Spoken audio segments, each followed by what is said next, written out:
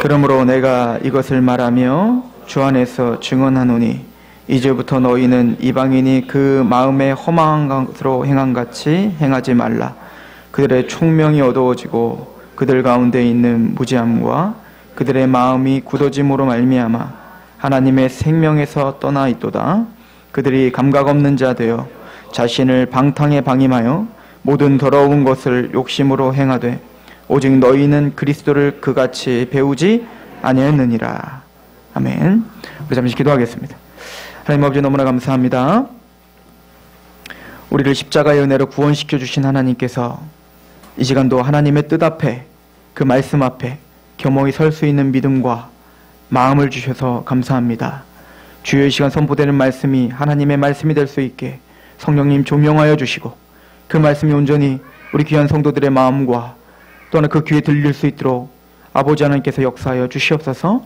이 시간도 하나님의 말씀 앞에 집중하고 그 말씀을 아버지 그 위엄 앞에 우리가 서 있게 하시옵소서. 예수 그리스도의 이름으로 감사하며 기도하옵나이다. 아멘.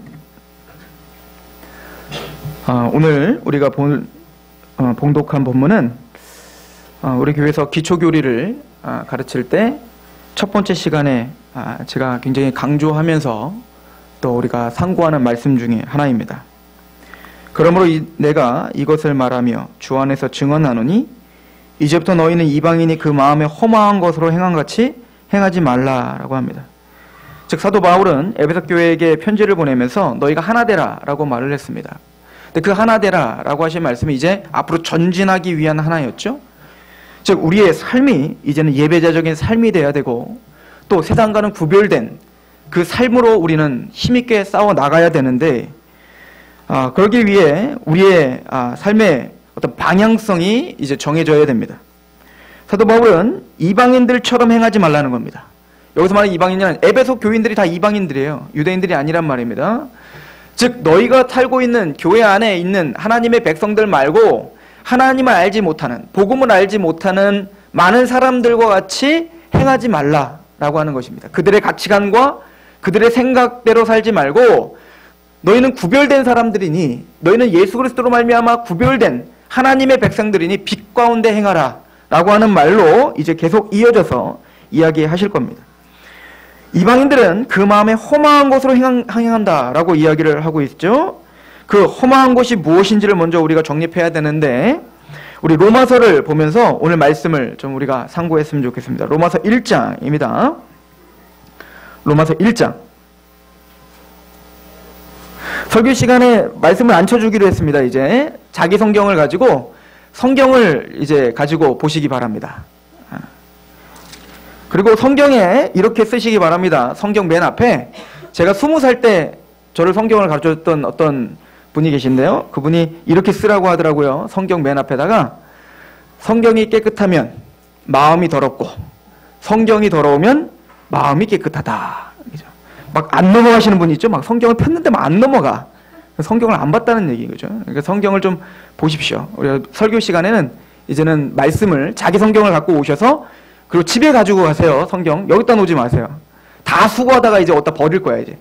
그 자기 성경은 항상 집에 가져가셨다가 가져오시고 성경을 보고 큐티하시고 성경을 통해서 설교 시간에도 다 체크하면서 줄치면서 그렇게 설교를 들으시길 바랍니다. 우리 주일학교 때 그렇게 하고 있어요. 주일학교 애들한테 그렇게 강조하고 있는데 우리가 먼저 솔선수범해야겠죠? 자, 로마서 1장 가봅시다.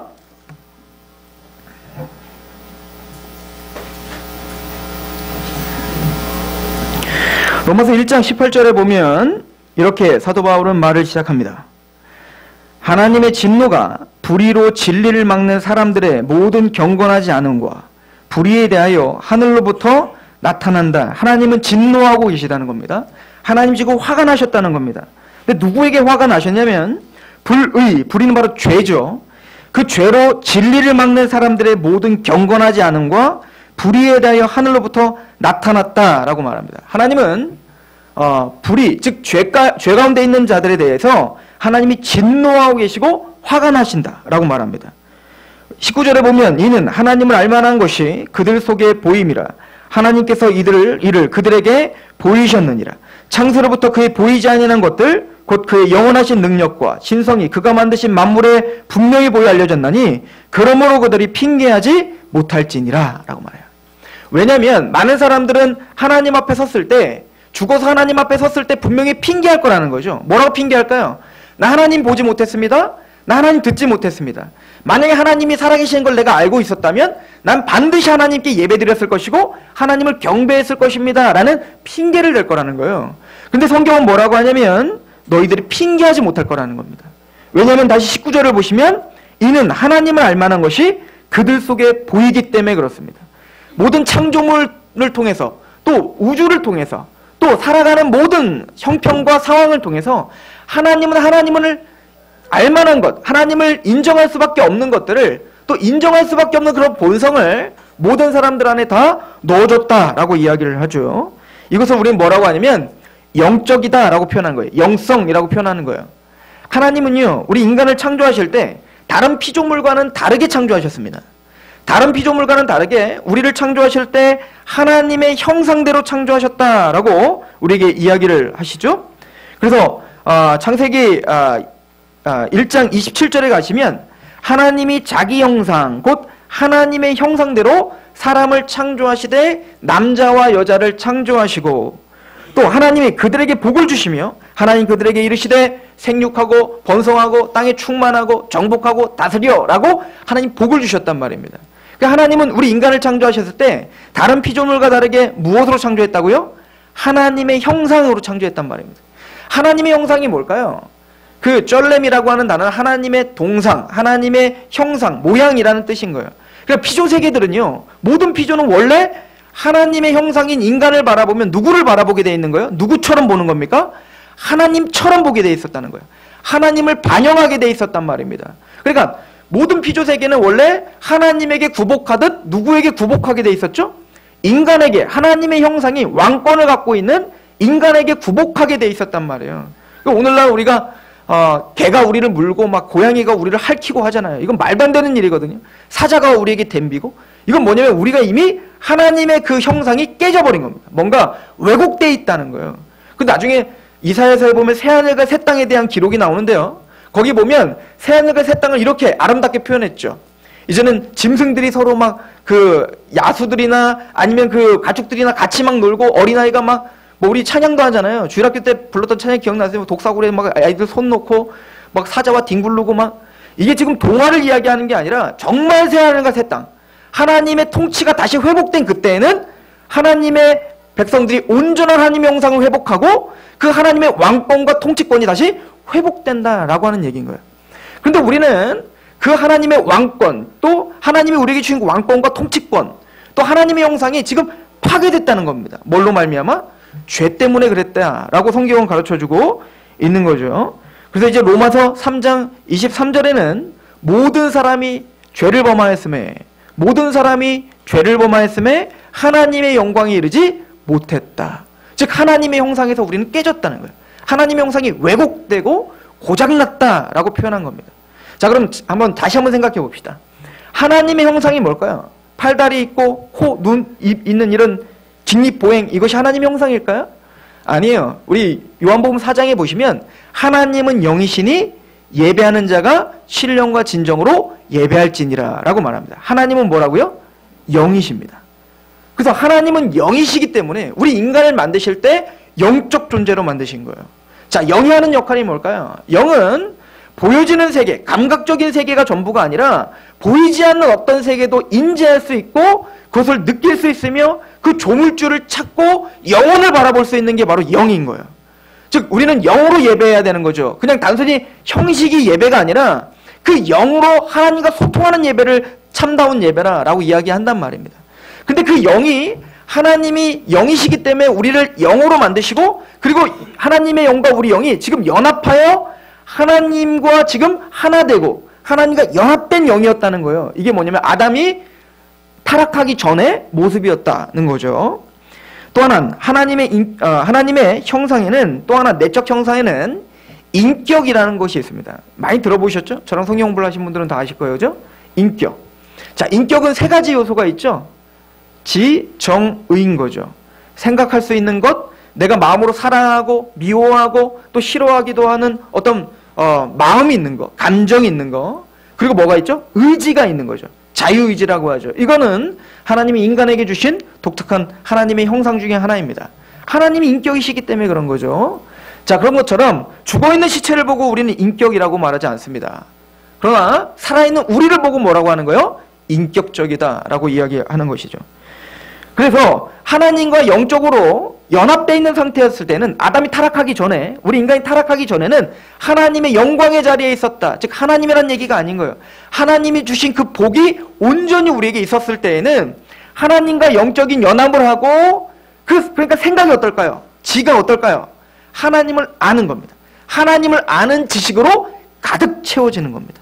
그러니까 아담은 딱 만들어지자마자 우리처럼 설교를 듣고 성경 공부를 하고 막 큐티를 하고 막 피 터지게 성경을 알지 않아도 그냥 직관적으로 누구를 아는 거예요? 하나님을 알았겠죠. 타락하기 전에 아담은 그냥 하나님을 알아요. 그분은 창조자고 그분은 우리를 사랑하시며 그분은 만왕의 왕이시라는 걸 그냥 압니다. 그러니까 그 마음은 어떨까요? 당연히 그 하나님을 사랑할 수밖에 없는 겁니다. 그 하나님을 존중할 수밖에 없고 그 하나님밖에 없는 겁니다. 그리고 어떻게 될까요? 하나님을 사랑하니까 그 의지는 그 하나님의 말씀에 순복하고 순종할 수밖에 없는 상황이 된 거죠. 하나님은 그래서 그 하나님을 알고 하나님을 사랑하고 하나님을 사랑하는 마음으로 그 말씀에 순종하는 상태, 이 상태를 우리 뭐라고 하냐면 예배다라고 말하는 거예요. 그런데 우리가 죄를 범함으로 말미암아 하나님을 모르게 됐단 말이죠. 하나님을 모르니까 하나님을 사랑할 수가 없는 겁니다. 그래서 하나님을 사랑하지 않는 사람들은, 하나님을 사랑하는 우리 인간은 누군가를 사랑해야 되거든요. 우리 인간은 애초에 인격이라는 게 없어진 건 아니잖아요. 그 인격이 하나님과 지금 단절된 상태지, 인격이라는 건 있기 때문에 뭔가는 사랑하게 돼요. 뭔가는 집착하게 만들어져 있다고요, 우리는. 근데 하나님을 아는 지식이 없으니까 하나님을 사랑해야 될 그 자리가 공허해진 거죠. 그럼 뭘 사랑할까요? 나를 사랑하는 겁니다. 나. 그래서 사탄이 하와를 유혹할 때 뭐라고 유혹하죠? 이 선악과를 먹으면 네가 하나님처럼 될 거야 하는 거야. 하나님이 있어야 될 그 자리에 너가 있어야 된다는 거야. 자기 사랑. 그죠? 나를 위한 삶을 살아라. 너를 위한 삶을 살아라. 이것이 사탄의 항상 유혹인 거죠. 그러니까 하나님을 사랑해야 될 그 자리에 나를 사랑하니까 어떤 사람이 됩니까? 이기적인 존재가 되는 겁니다. 하나님이 없습니다. 하나님이 없고 나를 사랑하니 이제 어떻게 돼요? 내 이기적인 욕망 가운데 살아가는 존재가 되더라. 그러니까 그 의지는 어떻게 될까요? 하나님의 말씀을 순종하기보다 내 탐심과 탐욕과 내 의지대로, 내 뜻대로, 내가 원하는 대로 살게 되더라. 이것이 뭐냐면 아담이 선악과를 따먹은 결과라라고 성경은 가르쳐주고 있는 겁니다. 창세기에 보면 2장 17절에 보면 하나님이 에덴 동산을 창설하시고 동산 중앙에 생명나무와 선악과를 만드셨다고 했습니다. 그리고는 창세기 2장 17절에 선악을 알게 하는 나무의 열매를 먹지 말라. 내가 먹는 날에는 반드시 어떻게 되리라? 죽으리라 라고 했다고요. 아담과 하와는 선악과를 따먹었어요. 선악과를 따먹고 아담과 하와가 바로 죽었나요? 아니요. 930살 이상 장수하십니다. 즉 그 얘기는 뭐냐면, 물론 죽음은 세 가지 죽음이 있어요. 몇 가지 죽음이요? 세 가지 죽음이 있다. 첫 번째는 영적 죽음입니다. 두 번째는 육적 죽음이고 세 번째는 영원한 죽음입니다. 성경에서 말하는 죽음은 세 가지가 나옵니다. 우리가 경험할 수 있는 죽음은 두 가지예요. 첫 번째는 첫째 사망이라고 써 있어요. 성경에. 성경에 안 써 있습니다. 그냥 우리가 유추하고 첫째 사망을 우리가 육체적인 죽음이라고 생각을 해요. 왜냐면 첫째 사망은 뭐냐면 우리가 경험할 수 있는 첫 번째 죽음은 육체의 죽음이에요. 여러분들 육체가 죽는다고 해서 그 존재가 없어지는 거 아닙니다. 영원한 지옥 아니면 영원한 천국에서 사는 거예요. 그러니까 죽음이라는 것은 궁극적으로 없어지고 사라지는 의미가 아닌 거예요. 그 존재는 여전히 있습니다. 즉 육적 죽음이란 영혼과 육체가 분리되는 걸 우리는 뭐라고 하죠? 죽음이라고 표현하고 있는 거예요. 그럼 영원한 죽음, 이걸 둘째 사망, 곧 불못이라라고 표현하고 있는데요. 지옥이라는 걸 둘째 사망이라고 하는데, 그러면 둘째 사망은 뭐와 뭐가 분리냐면 하나님의 자비, 하나님의 사랑, 그 하나님의 섭리에서 영원히 분리되는 겁니다. 이제는 거의 더 이상 기회가 없는 상태. 그걸 우리는 둘째 사망, 곧 불못, 지옥이라고 이야기하고 있는 거예요. 더 이상 기회는 없는 것입니다. 근데 영적 죽음이라는 게 있어요. 그 영적 죽음은 우리가 응애하고 태어나면서부터 이미 영적 죽음의 상태로 태어납니다. 언제부터? 아담이 선악과를 따먹자마자 영적인 죽음의 상태로 태어나는 겁니다. 그 영적 죽음이란 뭘까요? 그러면 하나님과 인간이 영적으로 하나였어요. 영적으로 연합되어 있었던 상태였는데 영적으로 어떻게 된 걸까요? 분리됐다. 이걸 영적 죽음이라고 하는 거예요. 그래서 아까 로마서 다시 한번 보시면 로마서 1장 18절에 봤더니 하나님의 진노가 불의로 진리를 막는 사람들이라고 말하죠. 즉 불의, 죄가 하나님과 우리 인간을 가로막고 있는 상태.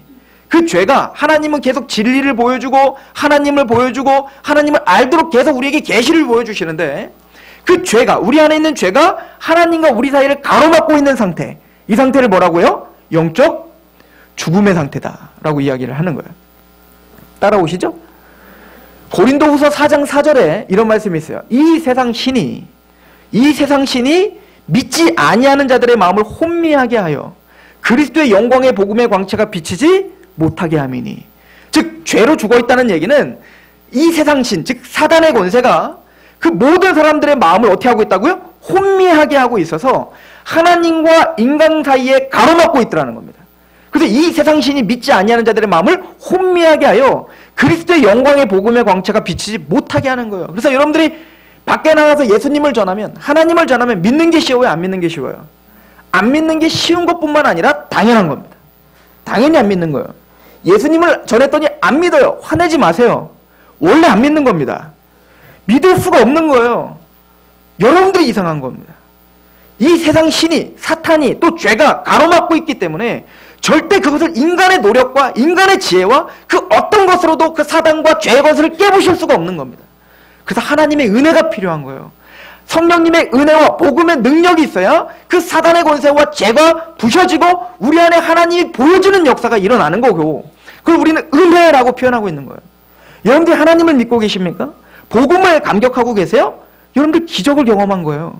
홍해가 갈라지는 기적을 경험하듯 그 사단과 그 죄의 권세가 갈라지는 그 기적을 이미 여러분들을 체험했다고 성경은 말하고 있는 거란 말입니다.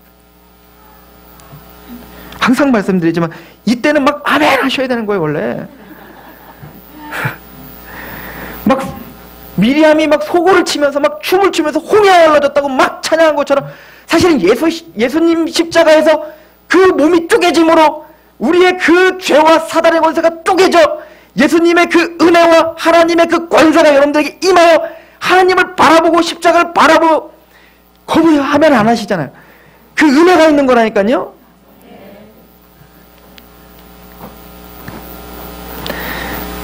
이것은 사실입니다. 우리가 예수님 믿는다는 것은 우리는 그냥 믿고 하나님 말씀을 들었는데 그냥 믿었다라고 무미건조하게 이야기하는 것 같지만 하늘에서 이것 때문에 천상의 전쟁이 일어났단 말입니다. 그 하나밖에 없는 독생하신 예수께서 십자가에 죽으셔야지만 여러분들의 마음이 쪼개져 하나님의 말씀이 들어오는 거란 말입니다. 우리는 그렇게 영적 죽음의 상태였다라고 이야기를 하고 있는 거죠. 즉, 그 영적 죽음이란 즉 아담이 선악과를 따먹자마자 뭡니까? 우리는 하나님과 우리가 영적으로 분리된 상태가 돼버린 거예요. 가로막힘의 상태가 돼버린 거죠.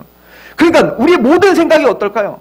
하나님을 알 수가 없는 거예요. 아하, 그래서 호세아서에 이스라엘 백성들에게 이렇게 말했구나. 너희가 여호와를 알자, 힘써 여호와를 알자 하는 거예요.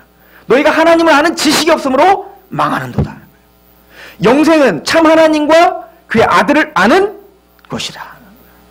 그 하나님에 대한 아는 지식이 있어야죠. 복음이 뭔지 내가 알아야죠. 알아야 내가 거기에 감격하고, 알아야 내가 감격해야 내가 하나님의 말씀 앞에 기쁨으로 순종하죠. 사랑에 강권하여 예배를 드리고, 사랑에 강권하여 전도를 하고, 사랑에 강권하여 하나님 앞에 헌신하며 살죠. 이 기초적인 하나님의 은혜를 모르고선 우리는 신앙생활 한 발자국도 할 수 없는 겁니다.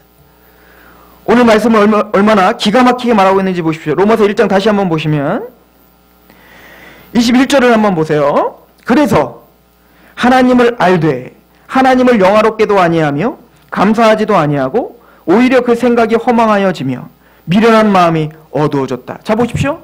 하나님과 영적으로 지금 분리된 상태가 있죠. 근데 우리는 영이 여전히 있다고요. 영은 있어요. 그런데 뭡니까? 분리되어서 하나님을 알 수 없게 가로막혀 있단 말입니다.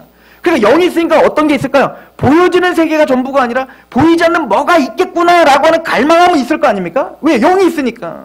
종교성이 있단 말입니다. 그러니까 교회를 다니건 교회 밖에 있건 불교건 무슨 뭐 샤머니즘이건 아니면 저쪽에 무슨 아프리카에 사람들이 가지 못한 그 무인도에 몇 사람들이 모이면 반드시 만드는 게 있더라는 거예요. 종교입니다. 우리처럼 고등 종교든 뭐 경전 있는 고등 종교든 아니면은 무슨 뭐 샤머니즘 나무에게 빌고 막 천둥치면 막 두려워서 빌든 하여튼 모든 사람들은 보여지는 세계가 아닌 뭔가 영혼을 사모하고 또 뭔가를 갈망하는 게 있단 말이에요. 내가 뭔가를 하고 싶으면 내 한 치 앞도 모르는 그 인생을 뭔가 조물주, 신, 보이지 않는 어떤 힘에게 기대려고 하는 어떤 기대 심리가 우리에게 있단 말입니다. 이게 뭐죠? 영인 거예요. 영이 있기 때문에 그런 거예요. 그런데 영이 있지만 하나님을 찾겠습니다. 막 노력하고 막 경전을 외우고 뭐 헌신을 하고 막 엑스타시한 걸 경험해도 막 찾아요. 찾았는데 거기에 누가 가려요? 죄와 사탄이 우리를 가로막고 있단 말입니다. 하나님은 알되, 즉 뭐요? 영적 존재, 조물주. 하나님은 알아요. 그냥 뭔가를 찾습니다. 근데 찾는데 하나님을 영화롭게도 하지 못하더라. 왜죠? 죄와 사탄이 가로막고 있기 때문에. 거기서 만나는 게 뭘까요? 우상을 만들기 시작하는 겁니다. 이슬람을 만들고 불교를 만들고 나는 그런 거 안 믿는데요? 아니요. 돈을 우상으로 하고 내 자녀를 우상으로 하고 내 남편을 우상으로 하고 어떤 권력을 우상으로 하고 뭔가에 집착하며 그것이 진리라고 말하기 시작하는 겁니다. 뭔가에 집착하며 그것이 내가 찾은 확실한 인생의 승리라고 이야기하기 시작하는 겁니다.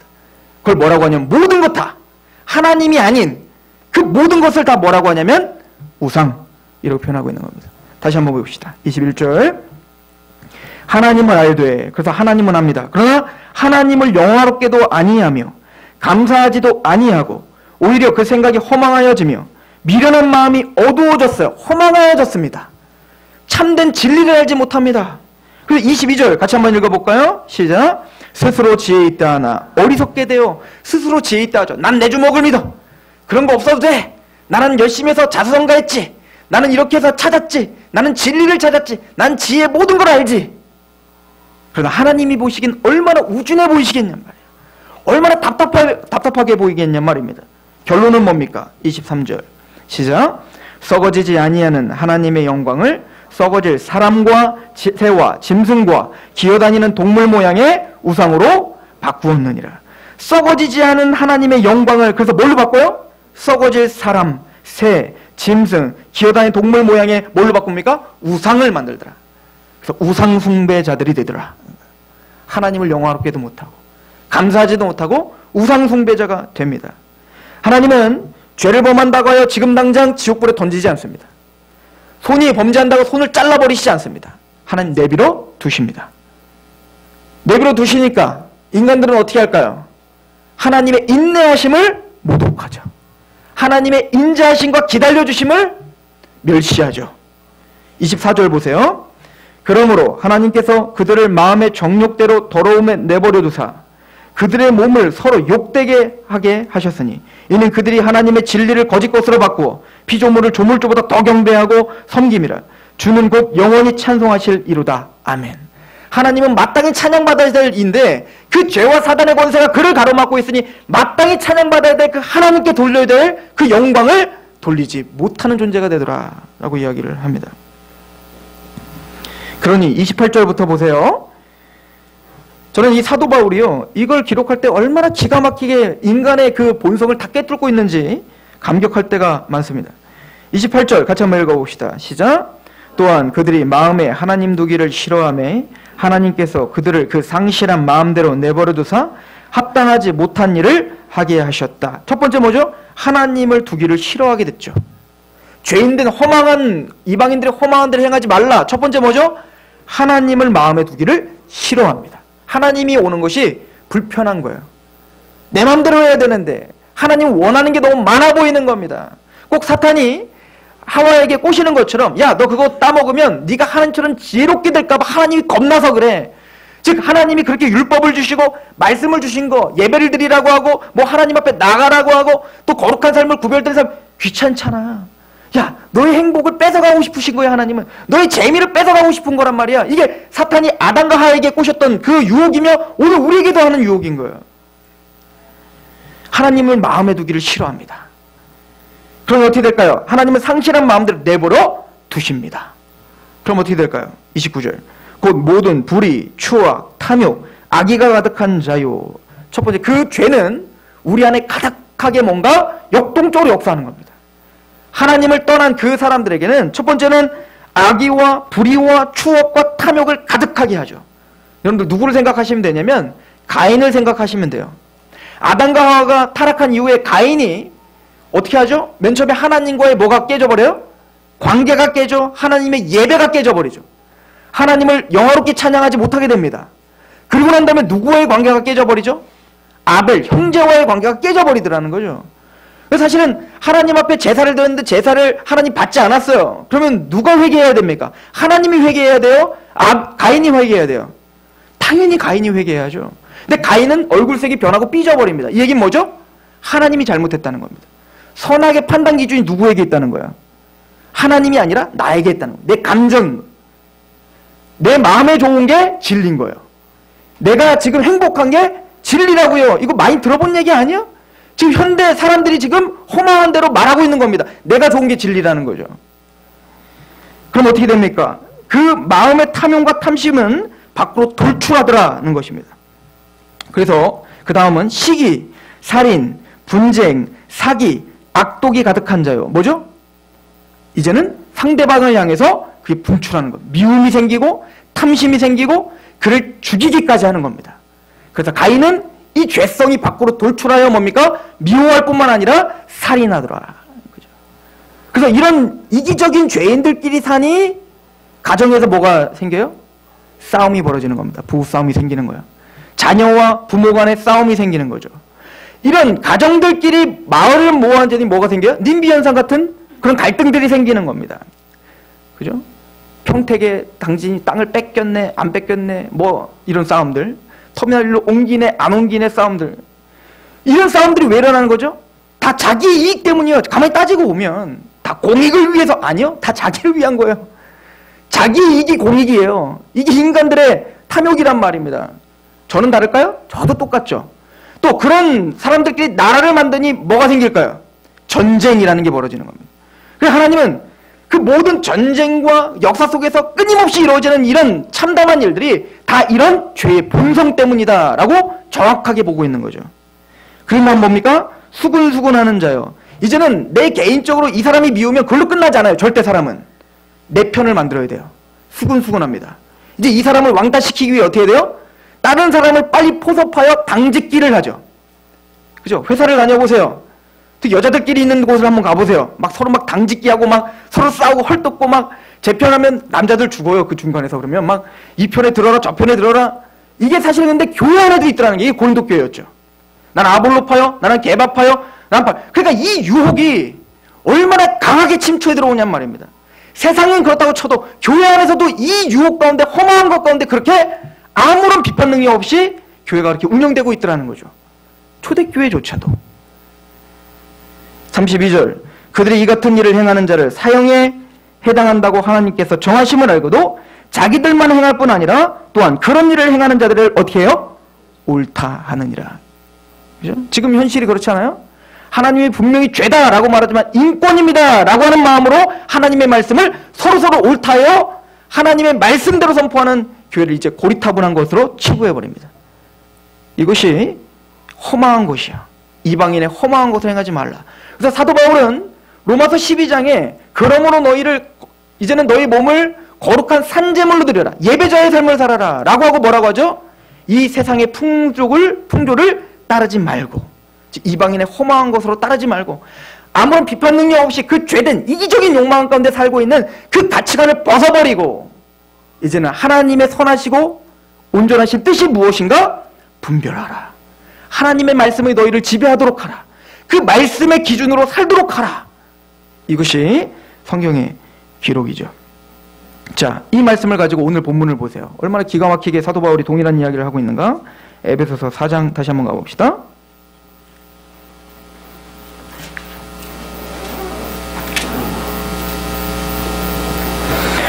사장 17절부터 우리 같이 한번 읽어봅시다. 17절, 18절까지 시작. 그러므로 내가 이것을 말하며 주 안에서 증언하노니 이제부터 너희는 이방 그 그 마음에 험한 것으로 행한 같이 행하지 말라. 그들의 총명이 어두워지고 그들 가운데 있는 무지함과 그들의 마음이 굳어짐으로 말미암아 하나님의 생명에서 떠나 있도다. 첫 번째 뭐죠? 총명이 어두워지고 무지해졌다는 겁니다. 즉 하나님과 영적으로 단절돼 버리니 우리의 인격이 부서졌다는 거예요. 하나님을 아는 지식이 없어졌습니다. 총명이 어두워지고 무지해졌습니다. 그러니까 하나님을 아는 지식이 없으니까 누구를 사랑할 수가 없어요? 하나님을 사랑할 수 없으니 그 마음이 어떻게 됐대요? 굳어졌다. 굳어졌다. 하나님이 어디 있어? 됐어. 그런 게 어디 있어? 그 상태를 생명에서 떠나 있도다. 영적 죽음의 상태라고 이야기하는 거야. 예수님이 어떤 청년에게 말합니다. 너는 나를 따르라. 그랬더니 그 청년이 말해요. 우리 아버지가 이제 돌아가실 수도 있는데 우리 아버지 돌아가시면 장례만 좀 치러드리고 아들로서 장례만 좀 치러드리고 내가 그러고 난 다음에 따라가겠습니다. 그랬더니 주님이 말하죠. 죽은 사람은 죽은 사람이 장례하게 하고 너는 나를 따라와 라고 말을 합니다. 죽은 사람이 어떻게 죽은 사람을 장례합니까? 무슨 얘기죠? 살아있어요. 그러나 주님이 영적인 눈으로 볼 때에는 그들은 다 송장이라는 겁니다. 살아있다고 말하나 다 뭐예요? 하나님과 영적으로 단절된 죽음의 상태다라고 말하는 거예요. 생명에서 떠나있는 상태다. 그러니까 생명에서 떠나있는 상태의 특징이 뭘까요? 하나님을 모릅니다. 총명이 어두워지고 무지해졌습니다. 마음은 굳어져 하나님을 사랑하기보다 자기 사랑에 빠져 있습니다. 자기 연민. 그러니까 잘 삐지죠. 그죠? 잘 상처받죠. 그리고 어떻게 될까요? 의지는 하나님의 말씀대로 나를 구복하는 게 아니라 내 욕망대로, 욕심대로, 탐심대로 살아갑니다. 다음 구절을 볼까요? 19절 시작. 그들이 감각 없는 자가 되어 자신을 방탕에 방임하여 모든 더러운 것을 욕심으로 행하더라는 거야. 이제는 자신을 방탕에 방임하여 욕심대로 행하기 시작하는 거야. 이기적인 존재가 되는 것이죠. 제가 이 성경 공부를 하고 또 설교를 할 때는 가장 많이 드는 그 예화가 있어요. 이것만큼 좋은 예가 없어요. 구데기 예화. 그렇죠? 저희 집에는 푸대식 화장실이 있죠. 푸대식 화장실이 있는데 그 어렸을 때 저는 푸대식 화장실에서 항상 연구를 했단 말입니다. 밑을 보면 저희 친척들이 막 꿈틀꿈틀거리고 살아요. 거기 보면 이 구데기가 두 종류 구데기로 딱 나눠집니다. 나중에 한번 보세요. 시골 같은 데 가시면. 첫 번째 구데기는 똥통에 살고 있는 구데기입니다. 그냥 똥통 속에 살아요. 두 번째 구데기는 똥통을 박차고 겨울 나옵니다. 이 나쁜 구데기들인데요. 그 구데기들에 한번 여러분들 음성이 있다고 생각해보세요. 음성을 들을 수 있다고 생각해보세요. 근데 그 똥통에서 막 올라오는 구데기가 그 똥통 속에 살고 있는 구데기 보고 이러는 겁니다. 야, 니들은 왜 이렇게 더럽게 사냐? 너희들 너무 더러워. 막 손가락질을 하고 똥통에서 막 살고 있는 구데기 너는 더러워. 그러고 막 겨울 난다고 생각해보세요. 그럼 여러분들이 보시기에 똥통 속에서 살고 있는 그 더러운 구데기는 더러워 보이고 그리고 똥통에서 막 겨울 나오는 구데기는 깨끗해 보이고 거룩해 보이고 막 데려가다가 막 애완동물로 키우고 싶으세요? 더 더러워요. 그냥 거기 살았으면 좋겠어요. 우스운 거죠. 하나님 보시기에 우린 다 그런 더러운 자들이란 말입니다. 우린 다 그런 죄인들이란 말이에요.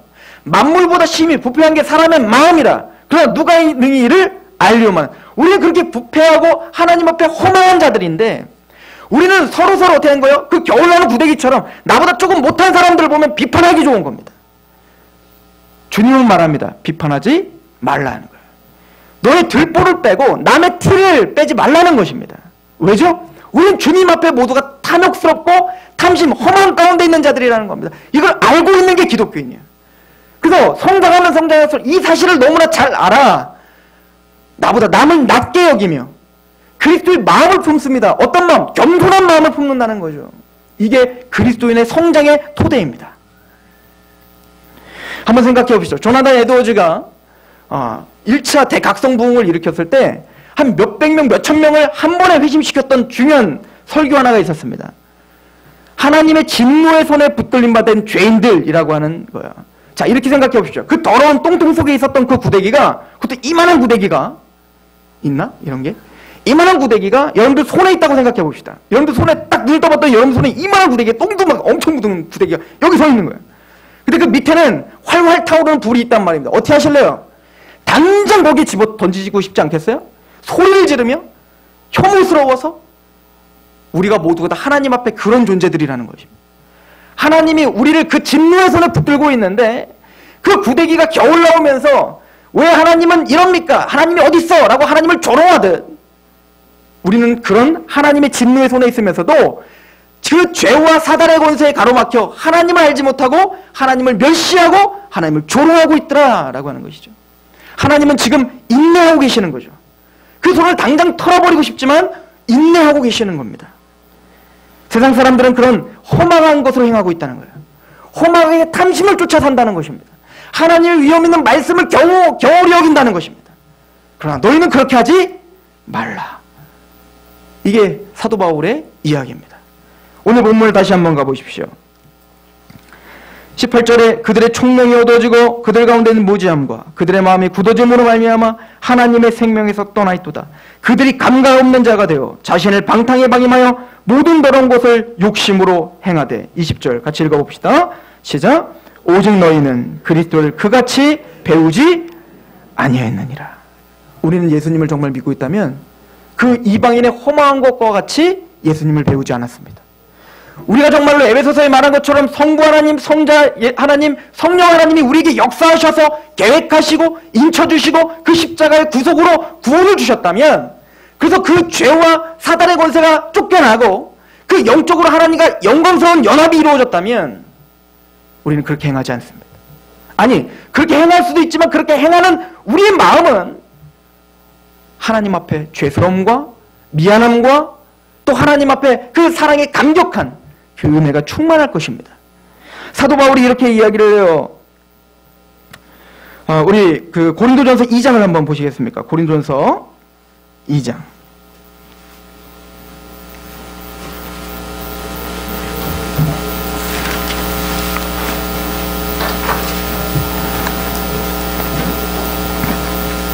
(12절부터) 봅니다. 16절까지 같이 한번 봉독해 봅시다. 고린도전서 2장 12절 16절 시작. 우리가 세상의 영을 받지 아니하고 오직 하나님으로 온 영을 받았으니 이는 우리로 하여금 하나님께서 우리에게 은혜로 주신 것들을 알게 하려 하심이라. 우리가 이것을 말하거니와 사람의 지혜가 가르친 말로 아니하고 오직 성령께서 가르치신 것으로 하니 영적인 일은 영적인 것으로 분별하느니라.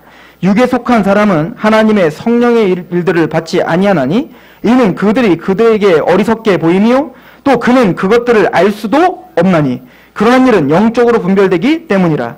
신령한 자는 모든 것을 판단하나 자기는 아무에게도 판단을 받지 아니하느니라.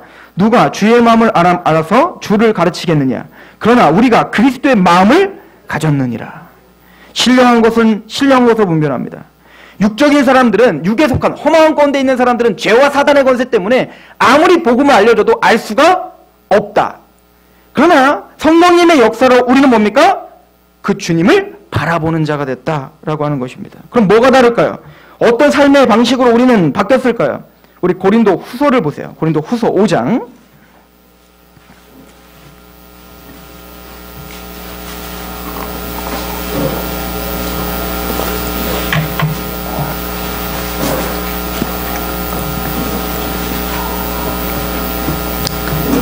(14절부터) 우리 같이 봅니다.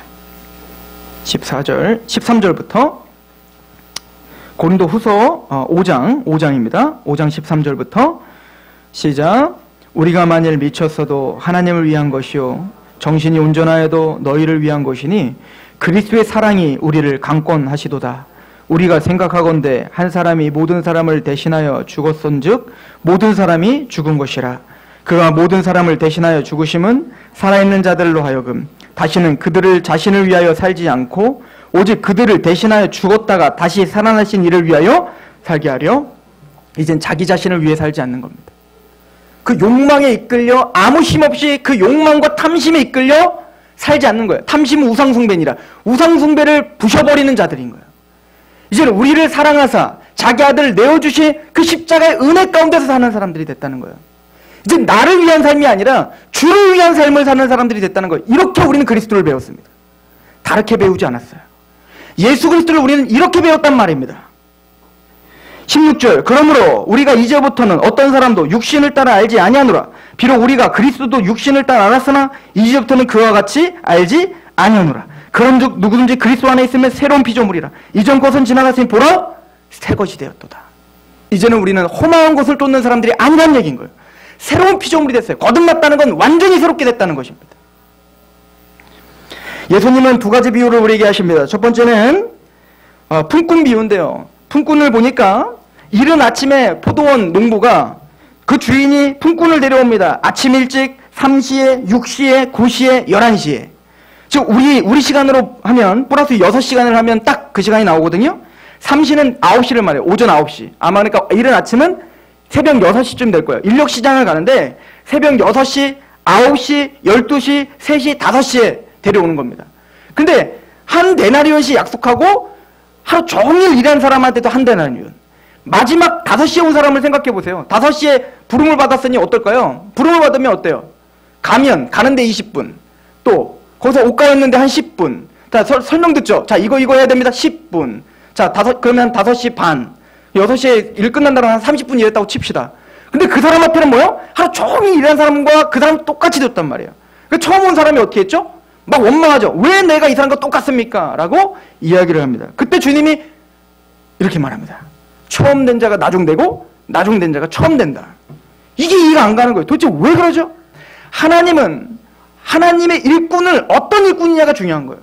하나님은 거기서 중요한 걸 우리에게 보여주고 계시는 겁니다. 하나님 앞에 헌신하고 하나님 앞에 예배드리고 하나님 앞에 그렇게 살고 있는 품꾼, 일꾼들인데 우리가 다 일꾼인데 어떤 일꾼이니? 라고 물어보고 계시는 것입니다. 처음 일꾼은 내가 자격이 된다고 생각했던 겁니다.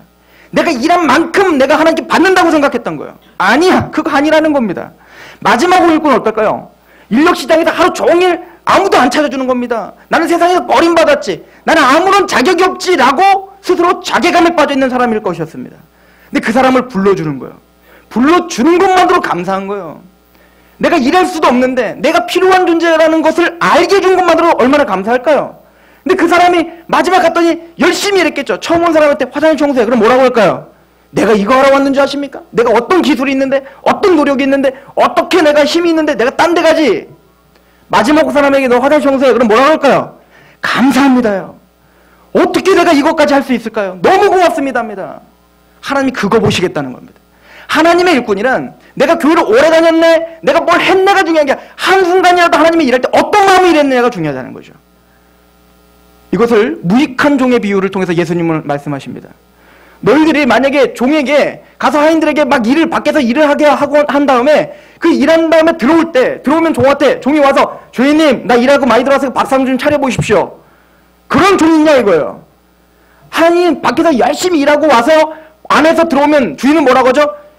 열심히 했다, 수고했다, 밥상 좀 차려라. 그럼 그럼 또 밥상 좀 차려야 될 거 아닙니까? 그리고 이렇게 말씀하십니다. 이와 같이 너희도 명령받은 것을 다 행한 후에 이르기를 우리는 무익한 종이라 우리가 하여야 할 일을 할 뿐입니다. 여러분들이 뭔가 열심히 한다, 상급 받는다? 물론 하나님 주시겠죠. 그러나 우리가 열심히 하는 건 그걸 위해서가 아니에요. 우린 무익한 종이라고 말하는 사람인 거예요. 예수님의 십자가의 은혜가 너무 커서 그 하나님에게 감사하고 하나님을 사랑함으로 오늘도 하나님께 내어드리는 삶이 되는 거예요. 하나님이 내가 천국 갔더니 무슨 어떤 사람은 개털 자고 나는 막 3층 천에 막 그런 거 해서 그걸 위해서 사는 거예요? 아니요. 이미 그것부터 뭔가 잘못된 거예요, 신앙이. 나에게 어떤 천국에서 어떤 걸 주시든 안 주시든 사도 바울은 말 내가 복음을 전하는 거 부득불 할 일이라. 감사함으로 하는 것뿐입니다. 주님 앞에 감사함으로 감격하여 드리는 거예요. 이게 구원받은 자의 마땅한 태도야. 우린 그리스도를 이렇게 배웠습니다. 우린 복음을 이렇게 배운 사람들입니다. 세상의 허망한 것, 내 욕심으로, 탐심을 체험으로 신앙도 변질시키지 맙시다. 우리는 그렇게 예수님을 배우지 않았습니다. 주님이 가르쳐준 거룩한 복음은 하나님의 십자가의 사랑을 알게 하고 그 사랑에 감격하여 예배드리며 그 사랑에 감격하여 나의 삶을 내어드리며 내가 마땅히 해야 될 일을 했습니다. 감사합니다. 고백하는 자들인 것입니다. 저는 이 교회가 또 저와 여러분이 그 신앙을 회복하길 소망합니다. 기도하겠습니다.